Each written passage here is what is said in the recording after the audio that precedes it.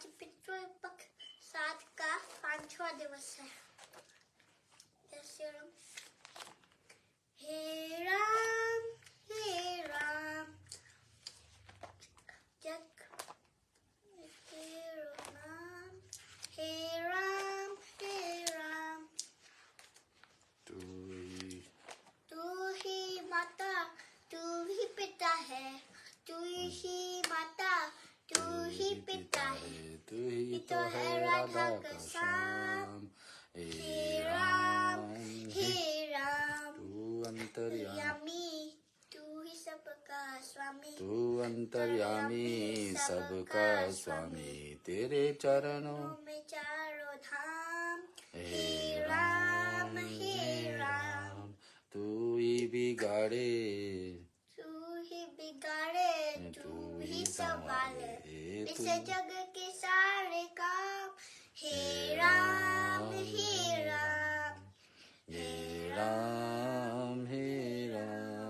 तू जगदाता विश्व विधाता। तू ही जगदाता तू ही विश्व विधाता।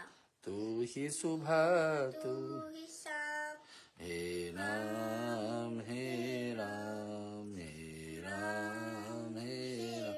जग में साचो तेरो नाम।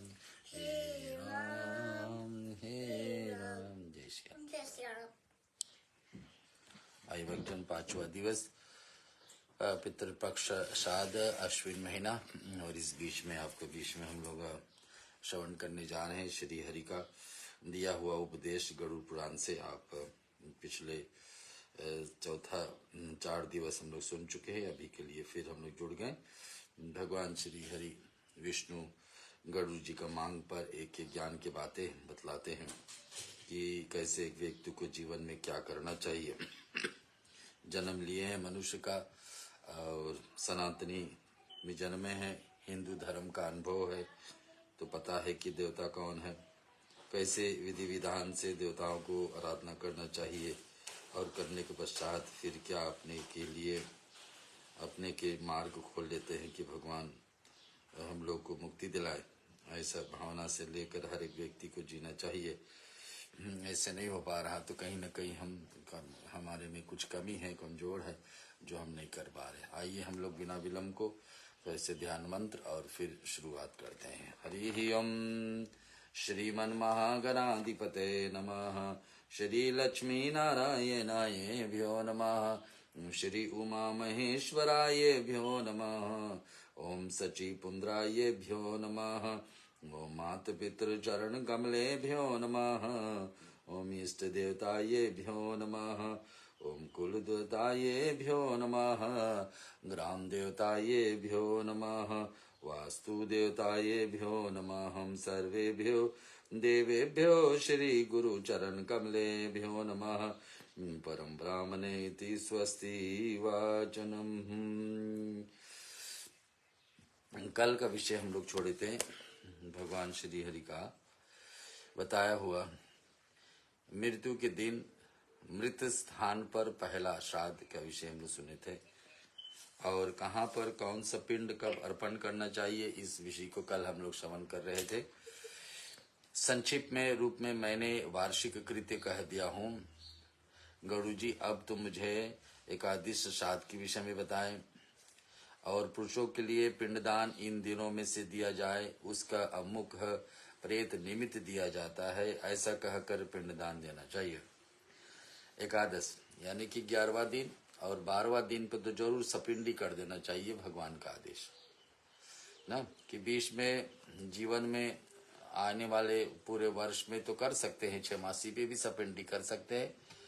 12 महीना वाली 11.5 महीना पर भी सपिंडी कर सकते हैं, लेकिन उत्तम दिन भगवान बताते कि 12वां दिन पे कर दो। 1 वर्ष तक घर में बाहर प्रतिदिन दीपक जलाना चाहिए। कोई शरीर छोड़े हैं उस आंगन में हर दिन प्रतिदिन घर से बाहर द्वारे पर एक दिया जलाना चाहिए। किसके लिए? जो आत्मा शरीर थे। और अन्न दीप जल वस्त्र अन्य जो कुछ भी वस्तु दान में जाती वे सब सपिंडी करण तक प्रेत शब्द संबोधित संकल्पित हो करके ही प्रेत को तृप्ति होती। तो उनके नाम से साल भर कुछ न कुछ दान करते रह सकते हैं, क्योंकि कदम कदम पर उसको एक एक वस्तु को आवश्यकता तो पड़ेगी। तो यहाँ बता रहे क्या क्या, अगर जो उनके नाम से हर दिन प्रतिदिन दीपक जलाते हैं, कुछ अन्न दान करते हैं, दीप जलाते हैं, दीप दान करते हैं, जल, वस्त्र और अन्न, इस प्रकार से ऐसा वस्तुओं को हर दिन प्रतिदिन भी दान करते रहेंगे, कर सकते हैं। लेकिन आवश्यकता है कि 13वीं को जरूर करें। संक्षिप्त रूप से मैंने ये वर्ष कविता है त्रयोदश अर्थात 13वें दिन शांतिकृत योम गरुड़ पुराण का श्रवण के अनंतर वह जीव तुम्हारे द्वारा पकड़े गए और सर्प के समान यमदूतों के द्वारा पकड़ लिया जाता है। तो 13वें दिन, अब यहाँ जब हो जाती 12वां दिन पर सपिंडी होगी, 13वां दिन पर आत्मा को तो चलना ही चलना है। अब यहाँ बात है कि शरीर जब छोड़ दिए हैं तो यहाँ नहीं लिखा है कि दाह संस्कार से 13 दिन, यहाँ लिखा है कि 13वां दिन शरीर और आत्मा अलग हुई, वहाँ इस धरती लोक छोड़ करके भगवान के धाम तैयारी कर लेता है। उसके बाद वायु के द्वारा अग्र सहित वह जीव दूसरे शरीर में प्रविष्ट होता है। दूसरे शरीर में जाने पूर्वक जो शरीर वह पिंडज दिए गए पिंडों से निर्मित है, और दूसरे योनियों के शरीर तो पितृ समवित माता पिता रजवीर से, एक शरीर तो थी जो जल करके राख हो गई अथवा मिट्टी में गाड़ दिया गया, लेकिन अब दूसरा शरीर जो पिंड अर्पण करने के द्वारा मिली है, उस पिंड में अब वो आत्मा प्रवेश कर लेगी। कब? 13वीं पर। आदि श्राद्ध करने की श्रद्धा एवं देह प्राप्त करने वाला हो कर्मानुसार होते हैं।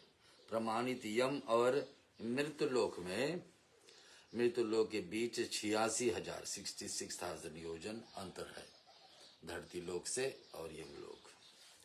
इस प्रकार से उस जीवी को यात्रा 348 दिनों तक कहीं पूर्ण होती है। हम लोग बोलते पूरे साल लग जाती ना यात्रा।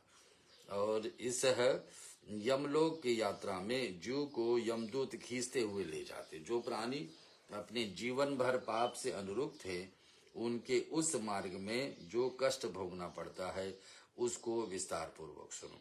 मृत्यु 13वें दिन वह प्राणी पापी यमदूतों के कठोर पाश में बन जाता।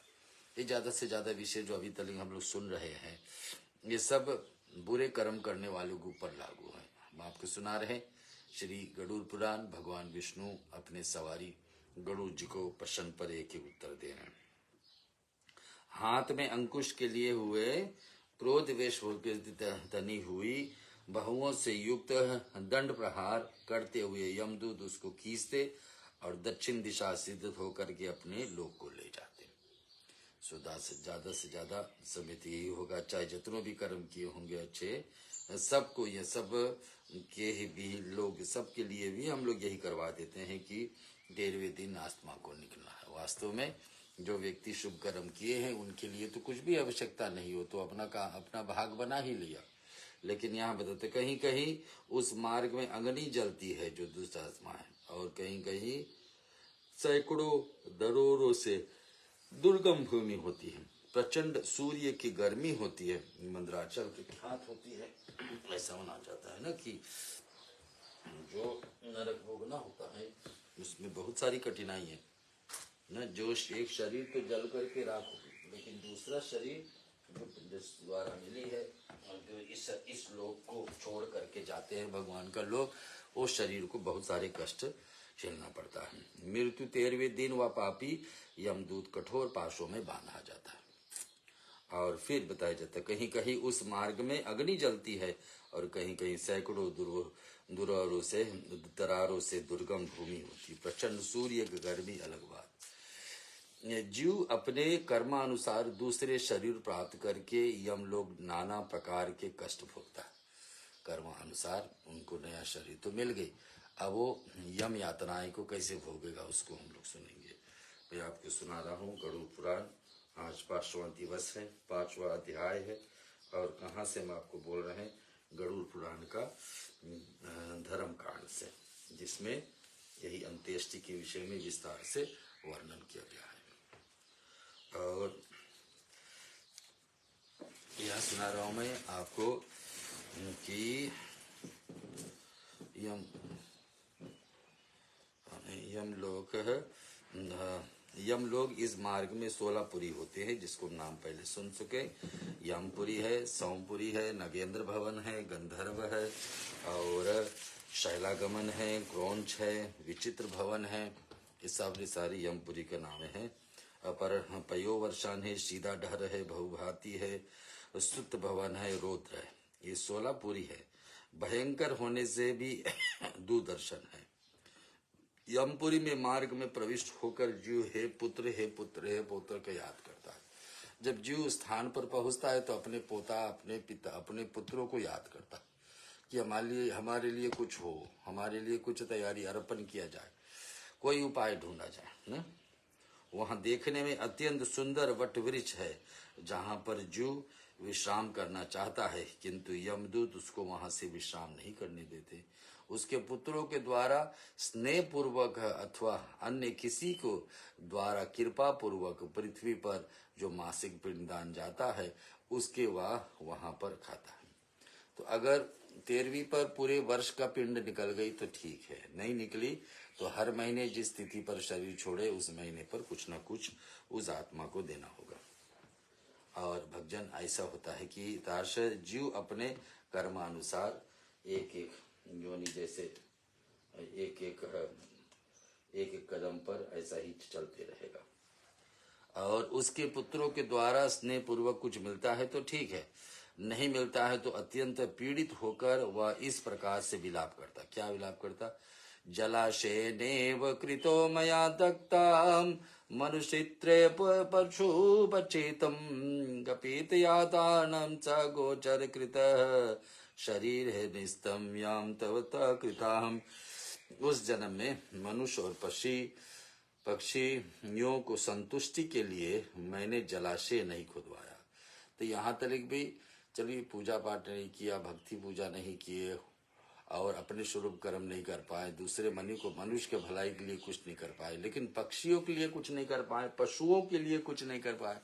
कहीं एक गड्ढा खुदा करके पानी भी नहीं भरे कि कोई जीव आकर उसको पी लेंगे। गौओं को शुद्धा शांति के लिए गोचर भूमि भी दान नहीं किए। गाय के लिए ऐसा जगह दान करना चाहिए जहाँ गाय चर, गौचर को बोले कि जहाँ पर गाय चर सकते, ऐसा भूमि दान करना चाहिए।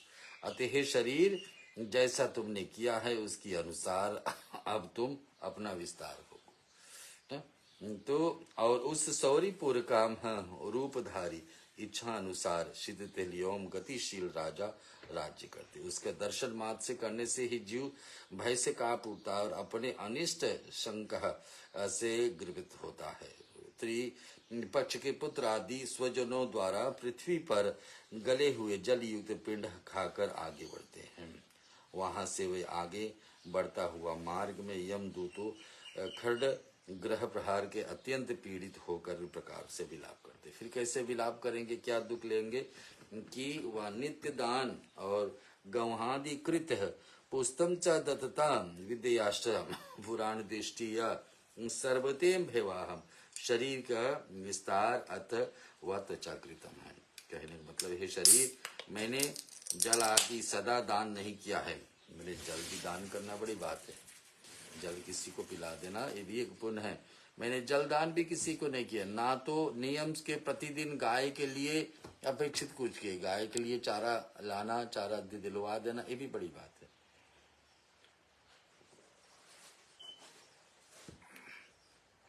एक एक दिन का पुण्य भक्तजन व्यक्ति को तार सकता है, एक एक दिन का पाप व्यक्ति को गिरा सकता है। पुराण में देखे हुए मार्ग तीर्थ यात्रा आरती का मैंने सेवन सिखा दी, इसलिए जैसा तुमने किया है उसको अपना निस्तार करो।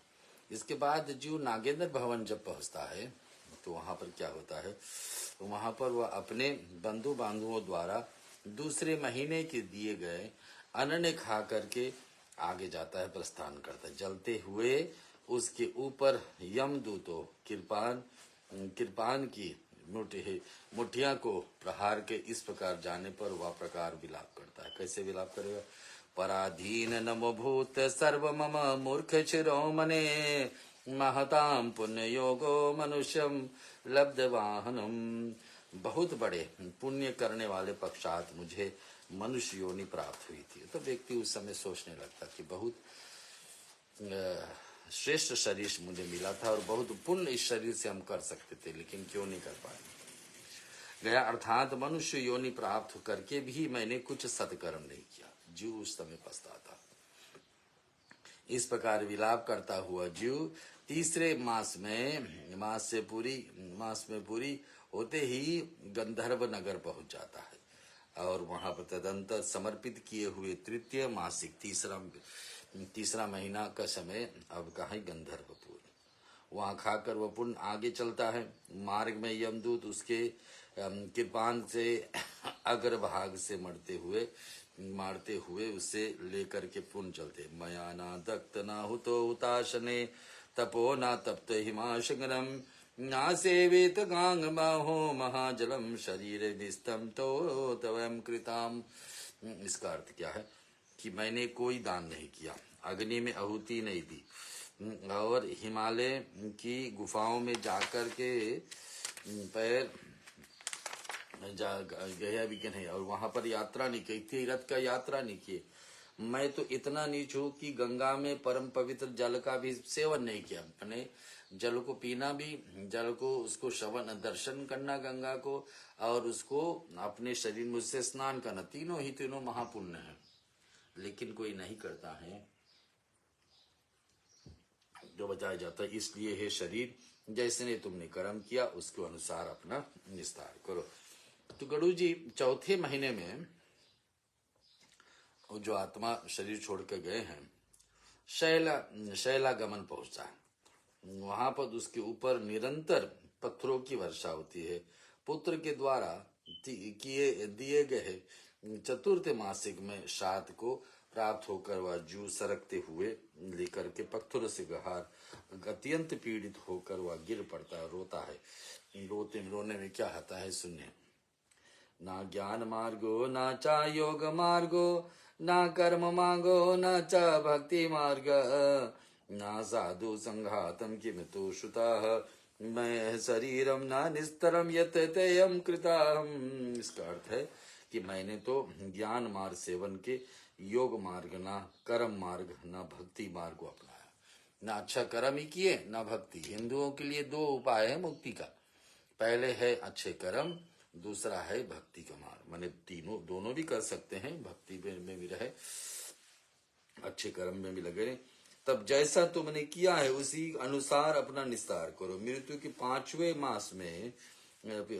मास में कुछ कम दिनों तक वो क्रोंजपुर पहुंचता है। उसी समय पुत्र आदि द्वारा दिए गए उन मासिक श्राद्ध के पिंड से जलकर सेवन करता है और वह घड़ी विश्राम करता है। एक घड़ी कितने दिन देर समय होता है? 24 मिनट, उतना ही विश्राम। मार्ग में पितृ पे दिए गए पंचम मासिक का पिंड क्रूरपुर फिर जाकर बढ़ता है, किंतु यमदूत मार्ग में उसको पटशियों से अस्त्र विशेष द्वारा देता है, जिसके वाश गिर जाने पर प्रकार विलाप करता। कैसे विलाप करता, कैसे शोक करता, कैसे गलती हो गई कि हाँ मारता हम प्रेरित दार्तम सुदाना न तो मम विश्रियम योदष्टयतमयस्ताम प्राप्ति दिशा हर की। हे माता, हे पिता, हे बंधुओं, जीव जो चला गया है 5वें महीने में फिर से अपने जैसे उसका समय आता है, जो महीना की तिथि ना उसको याद आने लगती कि कुछ न कुछ मुझे मिलना चाहिए और मिल रहा है ना। अगर जो 13वीं हो जाए वहां के बाद में आत्मा चलने लगता है तो फिर याद करता है, जिस तिथि पर शरीर उसी तिथि को याद करेगा। किसको याद करेगा? अपने वंशज में जो कुछ बचे हैं, जो लोग हैं उनको याद करेगा। वो कहेगा क्या कि अरे माता, अरे पिता, अरे भाई, अरे बंधु, अरे पुत्र, अरे पोता, मेरे दुख के सागर में मैं गिरा पड़ा हूँ और पापी का मेरा पापी को मुझ पापी व्यक्ति को उद्धार करूं। तो आता है फिर, हे माता, ऐसा विलाप करता हुआ जीव मार्ग में चलता रहता। उसी मार्ग में वैतरणी नदी आ जाती। 5वां महीना हो गए आत्मा को जाने, वैतरणी नदी आ गई। जैसे ही मृतक उस नदी के तट पर पहुंचता है, वैसे फिर वहां पर वो नाव वाले मल्हाद आदि उसको देखकर कहने लगता है कि यदि तुमने वैतरणी नदी गोदा दान किए हैं तो नाव पर सवार करके हो जाओ, सुख पूर्वक नदी को पार कर लो। अब प्रश्न आएगा कि आप वैतरणी नदी के पास पहुंच तो गए, जो पार करना है आपको पहले सुन चुके हैं कितने गंदे हैं इस नदी में, कितने मैले, संसार में जो मैले से मैले वस्तु आप देख सकते हैं वो सब के सब वहां पर मिलेगी। तो वैतरणी नदी पार करने के लिए स्वयं जाए या तो फिर गौ दान करने वाला व्यक्ति के लिए गौ आए जाएगी। जिस व्यक्ति वैतरणी नदी का गौ का दान नहीं किया है उसका नाविक हाथ पकड़ करके घसीटते हुए ले जाते। तेज और नुकड़ी चोच को कौवे, बगुला तथा उल्लुक नाम पक्षी प्रहार कर से उसे अत्यंत व्यतीत करते हैं। हे पक्षी, अंत समय आने पर मनुष्य के लिए वैतरणी नदी का दान ही हितकारी है। यदि प्राणी अपने जीवन काल में वैतरणी नदी नाम गौ का दान देता है तो वह गौ समस्त पापों को विनष्ट भी कर सकती है। गौ के पास इतना शक्ति है कि उनको आप सही जगह पर पहुंचाए जहां पर गौचारा भी है, और जो जहां पर गौ का दूध निकलने पर भगवान के सेवन में लगे तो गौ का आशीर्वाद ही तुम्हारे पापों को नष्ट कर सकते हैं, ये बता रहे गौ पुराण में। और उनके यमलोक ना जाकर विष्णु लोक पहुंचा भी दे सकती है कि यमलोक आप ना जाए, विष्णु लोक पहुंच जाए। 7वां महीने के विषय में जानेंगे। मैं सुना रहा हूँ आपको गरुड़ पुराण, जिसमें लिखा है कि एक आत्मा एक एक महीने के अंतर्गत कहाँ कहाँ चलता है ना।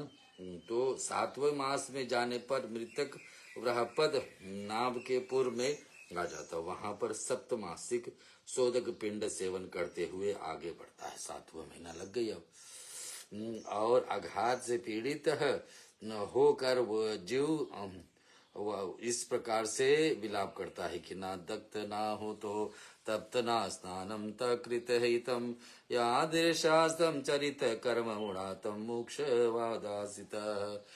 भगवान विष्णु बता रहे हैं, ये शरीर मैंने दान, मैंने आहुति, मैंने तप, मैंने तीर्थ स्नान तथा परोपकार आदि सत्कर्म जीवित परिण नहीं किया है। ये मूर्ख, अब जब जैसा तुमने कर्म किया है वैसा ही भोग करे। अर्थात शायद इसके बाद वह जीव 8वें महीने में दुखदपुर नगर पहुंच जाता है। एक एक नगर का महीने महीने के अंतर्गत बहुत सारे नाम आती है। अब पहुंचने वाला है 8वें महीने में कहा दुखदपुर। वहां स्वजनों के द्वारा दिए गए अष्टमाधिक 8वां महीना का पिंड वो जल का सेवन करके नानापुरी में प्रस्थान करता है ना। अब पहुंचेंगे 6 महीने हो गए और मार्ग में चलते हुए मुसलद हाथी पीड़ित होकर इस प्रकार से विलाप करते, कव्य जाली सुयुटम जन भोजनम भल्लमादित तेव समे मारणः। यहाँ पर चंचल नेत्र वाली पत्नी चापलूसी से भरे हुए द्वार गए मन विनोदों के बीच मेरे भोजन होता था, और कहाँ भाला बर्छियों का मूसलाधार द्वारा मुझे मारा जा रहा है। तो आप सोचते हैं उस समय फिर कहाँ मेरा आराम का जीवन था धरती पर। और उसी समय इसी कारण से कहा जाता है भक्तजन, जब भी अवसर मिले तो शुभ कर्म कर लेना चाहिए। थोड़ा क्षण भी मिले, एक क्षण का सत्संग ना कितने सारे लाभ ला सकता, एक संग का अच्छा कर्म कितने सारे लाभ। तो यहाँ कहा जाता है व्यक्ति जाकर ऊपर पछताता है कि इतने सारे सुख मेरे पास था, उस सुख में थोड़ा सा हिस्सा हम निकाल लेते कि पुण्य कर लेते, दूसरे को भलाई के लिए कुछ हो जाता। इस प्रकार विलाप करता हुआ जीव 9वें महीने में नाना करंदपुर पहुंच जाता। तदंतर 9वें मास का पिंड पुत्र द्वारा किया गया है और पिंडदान भोजन करके वह नाना प्रकार के विलाप करने लगता। तब पश्चात यमदूत 10वें मासवे में उसको सुप्त भवन ले जाते हैं। मार्ग में उसको हल से मारते पीते हैं, जिससे आहत होकर इस प्रकार से विलाप करते। क्या विलाप करेंगे सुनेंगे। कृत सुनु बेशल करम पाद सवासन मम वक्यम दूत वर्ज प्रति मारिक दहम। हाय, जहाँ पुत्र के कोमल कोमल हाथों में से पैर दावे हुए और थे, और वहां पर जान करके वह यमदूत वर्ज सदृश कठोर हाथों में पैर पकड़ करके मुझे निर्दंत पूर्वक घसीटते हैं। अब निकल गए वहां पे वैतरणी नदी थे वहां से भी निकल गए, तो समझाने लगे कि गरुड़ संप्रीत कठोर हाथों में से पैर पकड़ करके मुझे नित्य आदपुर घसीटा करते हैं। अब आगे 10वां महीना पर बृहस्पति पूर्ण में जल करके उपभोग करके वह जू उन्हें आगे की सड़कते ले जाते। 11वें महीने पूर्ण होने पर वह रोधपुर पहुंचता है। मार्ग में यमदूत जैसे ही उसको पीट करके बाहर करते हैं, वह चिल्लाते हुए विलाप करता। कैसे विलाप करेगा? क्या हम सतुश्लीशते है परिवर्तनम छने छने है भट हस्त प्रदीच विकृतम क्रेवेना पुनः कहा, मैं रुई बने हुए अत्यंत कोमल गद्दे पर विश्राम करता था। और आज ऐसा समय आया है, यह समय आता है कि यमदूतों के हाथ में निर्दय पूर्वक मारी जा रही है लाठियों को प्रहार करती पीठ से करवाते जा। तो ऐसा दशा है। 11वां महीना निकल गई आत्मा को पहुंचते हुए। अभी 5वां दिन का कथा आपके बीच में सुना रही गरुड़ पुराण से। कहां से? रुई बने हुए अत्यंत कोमल गद्दे पर। हे द्विज, इसके पश्चात वह जीव पृथ्वी पर दिए गए जल सहित पिंड को खाकर पयोवर्षण, धरती पिंड तो दिया गया यहाँ, लेकिन भोजन का रूप में मिल रहा है स्वर्ग लोक में, भगवान के लोक में, यम यातनाओं में। पर्योवर्षण नामक नगर में प्रस्थान करता है। अब रास्ते में यमदूत उसको कुल्हाड़ी से उसके सिर पर प्रहार करते, हताहत होकर इस प्रकार से विलाप करता है। वक्य मृत्य है भित्य को मलस्य से रहताम दर्त वचनाम ओम वक्य गनि किनाशन युगने क्रोध्याचुम सिर से व्यथा। हता भृत्यो कोमल कोमल हाथों से मेरा सिर पर सुसावित तेल की ही सेवन होती थी। आज ऐसा समय आ गया कि उल्टा मेरे सर पर पिटाई हो रही। जो सुख यहाँ अनुभव कर रहे हैं, जब भी हमारे जीवन में सुख है, तब से बड़े से उसी समय अपने पुण्य के कर्म कर लेना चाहिए, क्योंकि दुख के बेला में व्यक्ति कहाँ फिर कुछ ध्यान लगाए। पर इसी समय कहा जाता है, इस पयोवर्षण नामक नगर में मृतक उन दिक सात को दुख पूर्वक उपभोग करता। तदंतर वर्ष बीतने पर वो 12 महीना हो जाती है, तब आत्मा कहाँ पहुंचती है भक्तजन? तब आत्मा कहाँ पहुंचती है? जब 12 महीना हो जाती है तब आत्मा पहुंचती है पयोवर्षण। तदंतर वर्ष बीतने पर सीधाधर नगर पहुंच जाती और मार्ग में बहते हुए इस मृतक की जगह से यमदूतों चूड़ी से काट देते, जिससे दुखित होकर वह इस प्रकार से विलाप करता है। जो 12 महीना के समय कैसे रोता है, प्रियालाये केन रसमसयुतं वर्णम् उक्तमाते ते पित्र सि प्रियतर्यात विचितं कवच। कहाँ परस्पर प्रिय वार्तालोक के द्वारा ही इस क्रिज को सम्राज सूर्य में सिखाता। कहाँ पर राजमुंह खोलने पर मात्र तलवारें समान तीक्ष्ण होती है इसी जीवा को। तदंतर उसी नगर में मृतक वार्षिक पिंडदान मिल जाता। उसी समय पहुंचते अब 12 महीना हो गया उस जीव को पहुंचने के लिए, तो 12 महीना का क्रिया होता, वार्षिक क्रिया जो यहाँ लिखा है। तदंतर उसी समय नगर में मृतक को पिंडदक तथा श्राद्ध के किए गए पूरे साल का जो पिंड मिलता है उसको सेवन करता। भगवती नामक नगर पहुंच गया। वहां मार्ग में अपने पाप को प्रकाशित और स्वयं की निंदा करते हुए यमपुरी ने इस मार्ग के स्त्री भी इस प्रकार से विलाप करते। इसके बाद वह मृतक अत्यंत निकट हो स्थित यमपुरी पहुंच जाता। अब 12 महीना हो गई, आत्मा जो धरती लोग छोड़कर गई भगवान के धाम, उसका समय तो हो गया। अब 12वां महीना भी फिर क्या होने वाले सुनेंगे, जिससे उससे श्रवण नामक 13वां प्रतिहार होता। उन प्रतिहारियों में श्रवण कर्म करने से प्रसन्नता होती, अत्यंत अनंता की गुरगुद होती। ऐसे लोक में पहुंचकर पश्चात प्राणी मृत्यु काल तथा अंत आदि के मध्यहन सिदित क्रोध लाल लाल नेत्रों वाले हो जाते हैं। और यमलोक में पहुंचा हुआ वह जीव यम के द्वारा बताई गई शुभ अशुभ गति को प्राप्त करता। अब यमलोक में पहुंच के जहां पर सब लोगों को जाना है, पापी लोगों को, ऐसा जैसा मैंने तुमसे कहा है उसी प्रकार से पाप आत्मा गति पापी जीव प्राप्त होती है। जो लोग छत्र पादुका और घर का दान किए ना, पादुका यानी चप्पल दान करे, छत्र दान करे आज। और करते हैं वे वहां पर पहुंच करके सौम्य स्वरूप कर्मों से कमंडल कुंडल और सिर पर मुकुट धारण किए हुए शोभायमान यमराज का दर्शन पाते। 12 महीना हो गए तब कहीं जाकर यमराज कह देते हैं।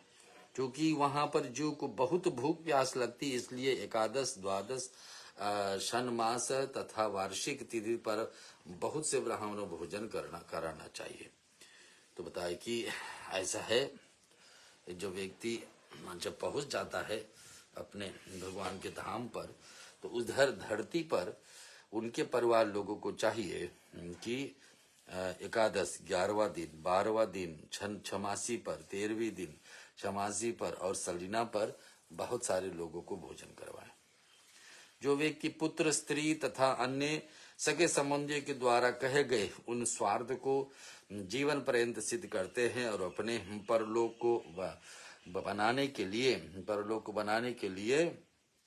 पूर्ण कर्म नहीं करते हैं, वे अंत में कष्ट पाते हैं।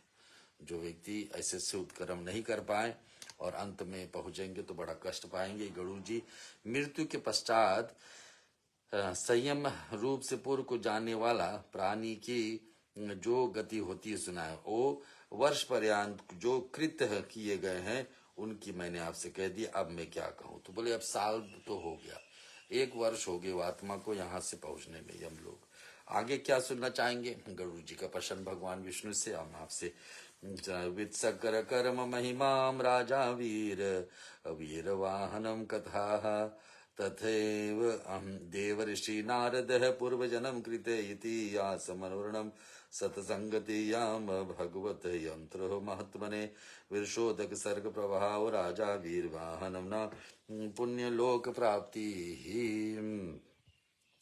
गरुड़ जी ने पूछे कि भगवान अब 1 साल जब हो जाती है और आत्मा को भगवान के धाम पहुंचे हैं और वहां पर मैंने उस महापुण्यशाली इतिहास को सुन तो लिया हूं, आप कृपा करके बताइए कि मैंने ऐसे सुना है कि विश्वोदग सर्ग फल देता है। प्राचीन समय में इस यज्ञ किसी ने किया है और इससे किस प्रकार के निविष्ट होना है और विशेष रूप से इस कार्य को किस सामने करना चाहिए और कौन सा विधि विधान है। तो राजा ये समझ करना, ये प्रश्न है हमारे बीच में गरुड़ जी के द्वारा भगवान के लिए। वशिष्ठ जी ने कहा, हे राजन, शास्त्रवेता अनेक प्रकार के धर्मों का वर्णन करते हैं। लोहितोम यस्तु वर्णम मुखे पूछे न पांडव पीत कुगार विने सोमना सा नीलो ऋषि विचते है धर्म सत्व विश्व रूपे न जगदांत हम यद का अष्टमूर्ति नस्तमूर्ति त्रिरिष्टानां शांति परियच्छं च गंगा यमुना च पर्यन्तों तृणहं धर्मराजायं पुरुतो वाप्यं स्मे सुकृति वृषाः। ऐसा लिखा है कि हे धर्म, अब आप विषभ रूप में संसार को आनंद देने वाले आप ही अष्टमूर्ति शिव जी का अधिष्ठान है, अत मुझे शांति प्रदान करे। आप गंगा यमुना जल है पिए, अंत तुम घास है। तो ये ऐसा दान के विषय में यहाँ लिखे गए जो राजा ने पहले किया। तो हम लोग सुनते आए गौ के बारे में, लेकिन यहाँ बैल का भी चर्चा आता है ना। और उसने भी जिसने बैल को भी दान किया उसका गति यहाँ नारद जी के प्रश्न पर पूछा जाता है कि कौन कौन ने पहले किए हैं और उसका करने से क्या लाभ है। तो यदि लोग गाय दान करेंगे, कपिला दाय कर उसके साथ में बछड़ी दे देंगे तो बछड़ा कभी न कभी तो जाकर बैल बनेगा। लेकिन अलग से बैल को दान करने में यहाँ विधि विधान बताए हैं और एक दृष्टांत दिए हैं जिसको हम धर्म राजा कहते। हे राजन, तुमने दान आदि अनेक पुण्य कर्म को विधि पूर्वक समस्त किया है। वशिष्ठ जी की आज्ञा मानकर उसने तुमने मनुष्य मथुरा में विश्व सर्ग किया है। तो एक गुरु वशिष्ठ जी जो भगवान राम के भी गुरु थे, उसने किसी राजा से ऐसा दान करवाए, तो इनका यहाँ इतिहास लिखा हुआ है। अब हम लोग सतेंगे सप्ततक ब्राह्मण तथा 5 प्रेतों की कथा, सत्संगति तथा भगवान वृत्त कृपा से 5 प्रेतों का तथा ब्राह्मण का उद्धार। ऐसे सब प्रश्न हमारे बीच में है। ये गरुड़ पुराण आपके बीच में हम सुना रहे भक्तजन। इसमें आ रही है कि भगवान के दिया हुआ उपदेश कितने पालन होता है, कितना नहीं हो पाता है। तो यहाँ तक कृष्ण ने कहा कि गरुड़ जी, अब मैं संत पतक है नामक ब्राह्मण तथा 5 प्रेतों की कथा बताता हूँ। तो पहले किसी ने ऐसा दान किया है, उसके विषय में चर्चा भगवान विष्णु करने जा रहे हैं, हम लोग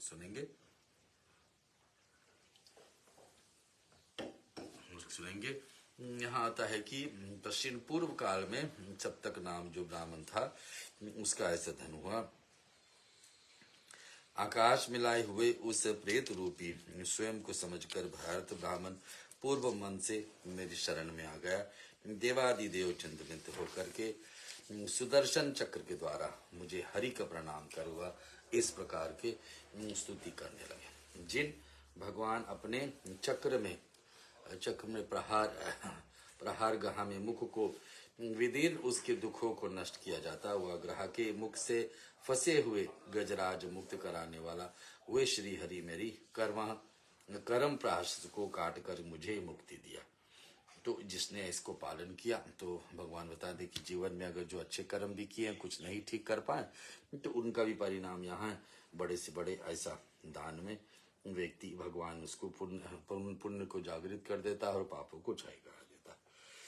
ऐसा सुनते ही उस मणिभद्र प्रेतों को दुख पहुंचने वाली प्रेत रूप धारण कर लेता है। दोनों भुजाओं फैला करके ओटों के जीभ से डांटते हुए अपने लंबे लंबे निश्वास प्रेतों को दलाते हुए मणिभद्र उनके सन्मुख जाकर डर देता है। यहाँ आता है कि इसके बाद ब्राह्मण प्रतीक्षण करके प्रेत ब्राह्मण श्रेष्ठ कहता है कि प्रेत योनि में चले गए हैं। तो आत्मा के विषय बता रहे कि ब्राह्मण से भेंट होती है और प्रेत मांग करता है कि किसी प्रकार से हमारे उद्धार करो। प्रेतों को ऐसा करने पर ब्राह्मण ने सुनने पर समय मैंने उन्हें दर्शन दिया। हृदय में निवास करने वाले अंतर्यामी पुरुष के स्वरूप को सामने देखकर वह उस श्रेष्ठ ब्राह्मण को पृथ्वी पर साष्टांग प्रणाम किया और स्तुतियों से मुझे संतुष्ट किया। आश्चर्य प्रफुल्लित नेत्र वाले उन प्रेतों को तपस्या की। हे गरुड़ जी, प्रेम अधिकय होने से उनकी वाणी रुक जाती है। उस समय उनका मुख से कुछ भी नहीं निकला। आप कृपा करके रजोगुण कारण घोर चित्त वाले और तमोगुण मूढ़ चित्त वाले प्राणियों को उद्धार करते। आपको नमस्कार। ब्राह्मण जैसा ही कहा, उसी समय से मेरी इच्छा अत्यंत तेजस्वी श्रेष्ठ आकाशचारी गंधर्व योम अप्सराय। तो बड़ा जरूरी है कि जब ब्राह्मण आशीर्वाद दे तो आशीर्वाद में क्या बोले। यहाँ ब्राह्मण ने इस प्रेत के योनि से छुटकारने के लिए उपाय किए और उपाय के साथ साथ में ब्राह्मण ने आशीर्वाद दिया। क्या आशीर्वाद दे? बोले कि अत्यंत तेजस्वी श्रेष्ठ आकाशचारी गंधर्व अप्सराओं से युक्त 6 विमान कर आ जाते हैं और वह विमान में प्रभाव से वह पर्वत चतुर्दिक अलौकिक हो जाता है। उन 5 के साथ वह ब्राह्मण विमान पर चढ़ करके मेरे लोक को चला गया। भगवान विष्णु बताते ऐसा हुआ। ये प्रभु आपकी कृपा से रजोगुण के और तमोगुण से किए हुए पापों को सब के सब नाश करवा देता हुआ। अब आता है औद्योगिक क्रिया अधिकारी तथा जीवित श्राद्ध में संचित विधि। न कोई जीते जी अगर जो विधि विधान करना चाहे। स्वामी गुरु जी पूछे, अब स्वामी बताइए कि इस संपूर्ण औद्योगिक कार्यों को संपन्न करते हुए अधिकारी कौन है, यह क्रिया कैसे किया जाता है और मुझे बताने की कृपा करें। श्री भगवान नारायण ने कहा कि जो मनुष्य मर जाता है उसको अधोदर्ग क्रिया पुत्र पौत्र प्रपौत्र भाई भाई के संतान अथवा सपिंड या जाति के लोग कर सकते हैं। कौन कर सकता है? बेटा, बेटा नहीं तो पोता, पोता नहीं तो पर पोता, वो नहीं तो फिर सगे भाई, सगे भाई नहीं तो भाई का कोई संतान अथवा सपिंडी आदि जात कर्म कर सकता है, वो करना चाहिए। लेकिन यहाँ बता रहे इन सभी को अभाव से इन समानुदक संतान व इस कार्यों को करने से अधिकारी हैं। ये सबसे अच्छा है कि स्वयं का संतान ये काम करे। यदि कोई कुले मार्तकोम एवं पितृकुल के पुरुष समाप्त हो गए हो तो उसके स्त्रियां भी इस कार्य को कर सकता। किसी माता ने, किसी नारी ने अगर जो अपने पति को खोए हैं तो और कोई पुरुष नहीं है करने के लिए, तो पत्नी भी अपने पति के लिए क्रिया कर सकते हैं। गरुड़ पुराण हम लोग सुन रहे भक्तजन, इसमें लिखा हुआ है जैसे बातें उपदेश, वही मैं आपको सुना रहा हूँ, समझा रहा हूँ, उतार रहा हूँ कि यदि मनुष्य इच्छा पूर्वक अपने सभी सग संबंधियों से अपना संबंध विच्छेद कर लिया है तो उसका अदुद्रिक कार्य राजा को कर देना चाहिए।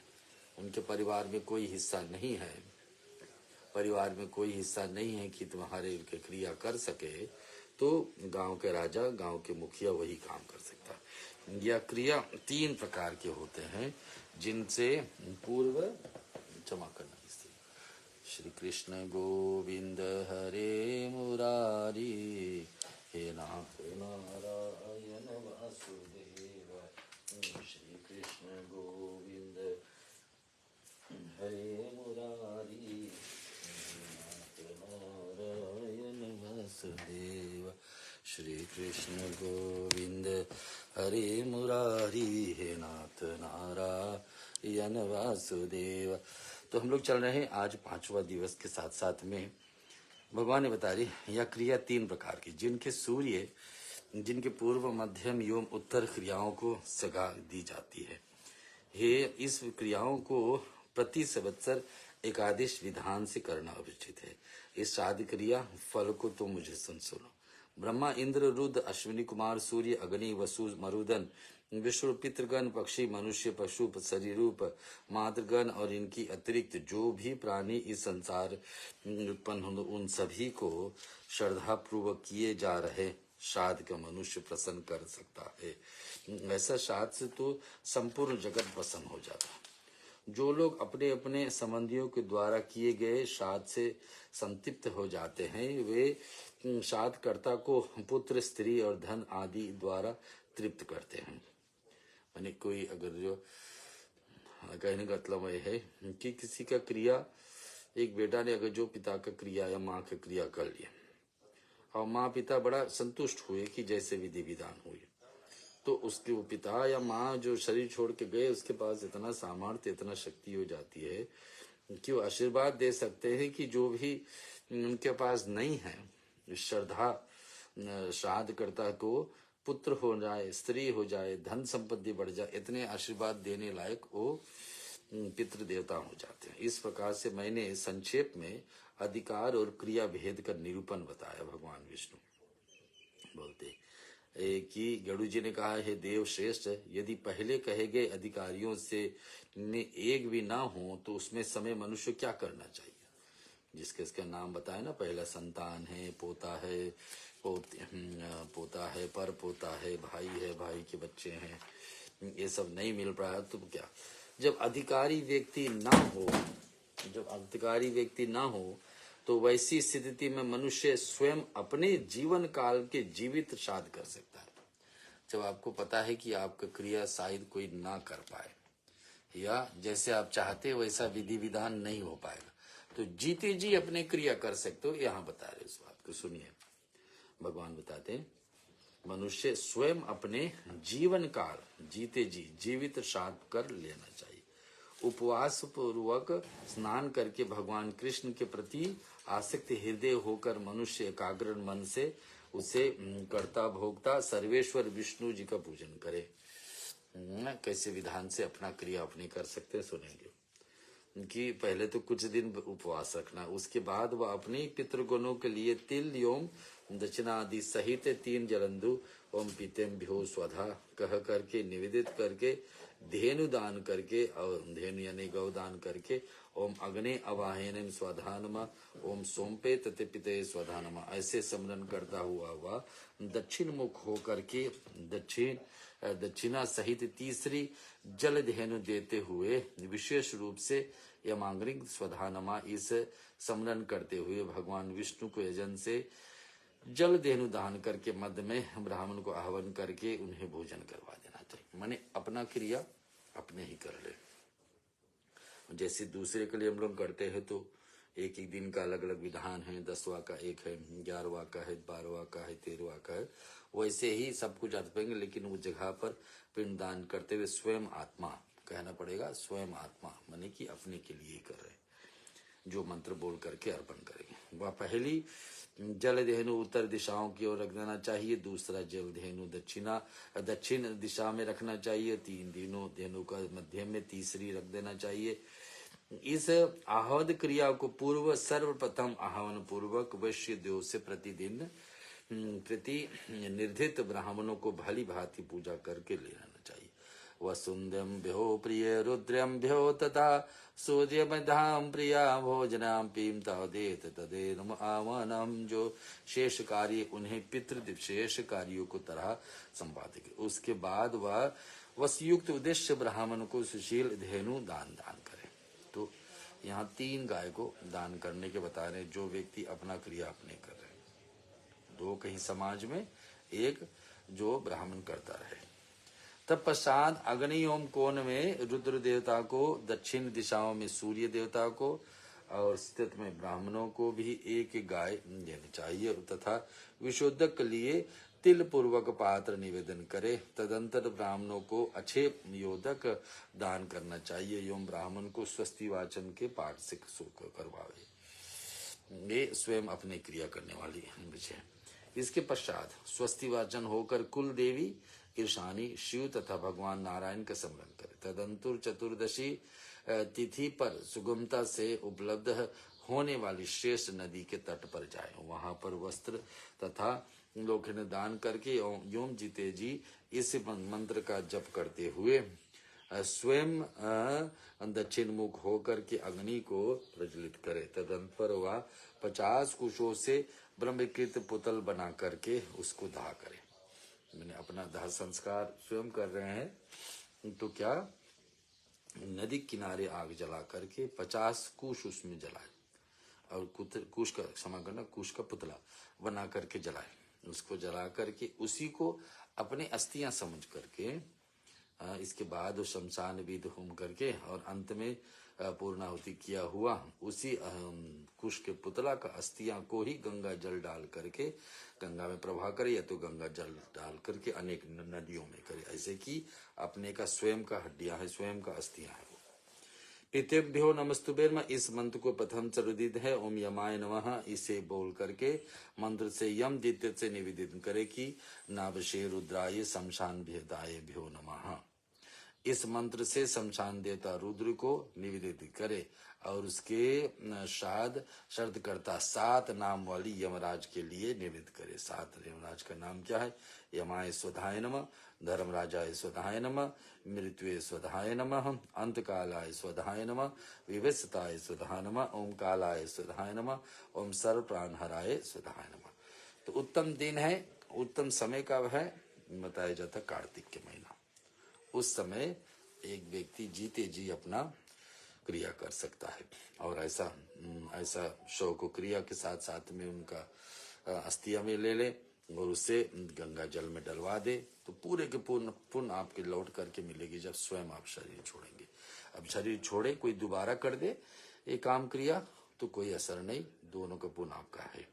इसके कृत करने के बाद असोज के संत में प्रति मास मासिक श्राद्ध सपिंडी कर्म करना चाहिए ना। तो फिर 1 साल तक अपने जिस तिथि पर आपने क्रिया करे हैं आप उसी तिथि को मान करके कि वही तिथि पे हम शरीर भी छोड़ेंगे, 1 साल तक ऐसा एक पिंड करते रहना चाहिए। अपने को अपने परिवार के साथ जोड़ दे। सपिंडी का मतलब होता है जो पहले चले गए उनके साथ जोड़ देना। तो अपने को अपने परिवार के साथ जोड़ करके सपिंडी कर्म कर देने चाहिए। ये ऐसा अध्याय जो 7 है आपके बीच में सुना रहा हूँ, इसका अर्थ ही ऐसा है कि स्वयं की क्रिया स्वयं करने से ना। तो मैंने इस जीवित श्राद्ध को विश्व में से तुम्हें सब कुछ बता दिया। अब आगे गरुड़ जी से पूछते हैं, गरुड़ जी पूछते भगवान नारायण से कि राजा प्रभु वाहन की कथा सुनाओ। राजा द्वारा प्रेत के निमित्त कही गई अर्धोदय क्रिया को विश्व सर्ग प्रेत का। तो आज के प्रश्न में हम लोग सुने किसका, एक बैल दान करने का अर्थ ना। और उसके साथ साथ में हम लोग छोड़े थे कल जो एक एक दिन की क्रिया का विधान था उससे लेकर के 6 मासिक क्रिया के बारे में सुने, सलीना वार्षिक क्रिया के बारे में सुने, और एक बैल को दान करने में क्या विधि है उसको सुने। और आज का विधि समाप्ति कर रहे हैं हम लोग कि अगर स्वयं की क्रिया आपने करना हो, कार्तिक महीना हो, द्वादशी या चतुर्दशी, द्वादशी यानी कि 12वां दिन और चतुर्दशी यानी कि 14 दिन, उस तिथि पर कार्तिक महीना में नदी किनारे करे तो ज्यादा उत्तम लाभ है और पूरा का पूरा फल आपको जाकर अंत में प्राप्त होगी।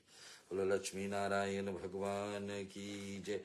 एक भजन आपके सामने भजन, फिर हम लोग शांति पाठ के पास चलेंगे। अधरम मधुरम अधरम मदनम वदनम मधुरम नयनन मधुरम हसितम मधुरम हृदय मधुरम गगन मधुरम मधुराधिपते रखिलम मधुरम वचनम मधुरम चरितम मधुरम वसनम मधुरम बलितम मधुरम चलितम मधुरम मधुरम मधुराधिपते रखिलम मधुरम वेणु मधुरा रेणु मधुरा प्राणी मधुरा बाधव मधुर नित्यम मधुरम सखयम मधुरम मधुराधिपते रखिलम मधुरम गीतम मधुरम पीतम मधुरम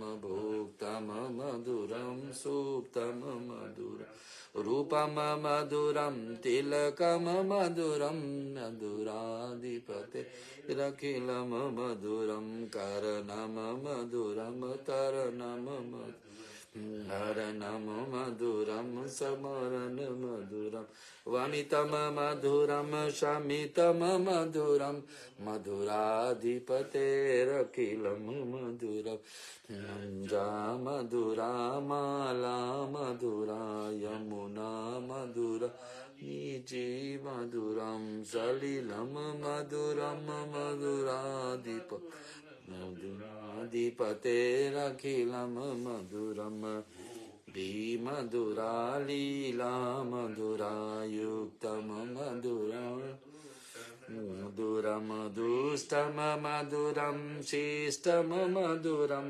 मधुराधिपते मधुरम गोपा मधुरा गाओ इष्टि में मधुरम तिष्टि में मधुरम मनुतम मधुरम मधुराधिपते रखिलम मधुरम मधुराधिपते लखिलम।